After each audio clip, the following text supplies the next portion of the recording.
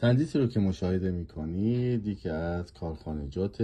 بزرگ داروسازی به مناسبت سال روز تولد حکیم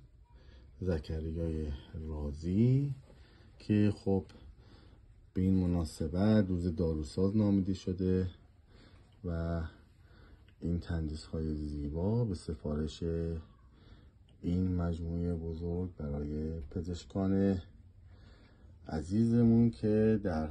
این کارخانه مشغول به تولید دارو هستند در نظر گرفته شده که نام این عزیزان هم بر روی این تندیس ها درج شده.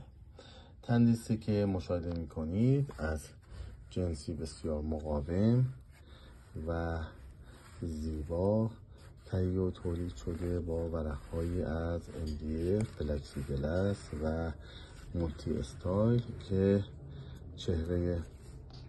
حکیم زکریای رازی هم بر روی اون نقش برجسته شده.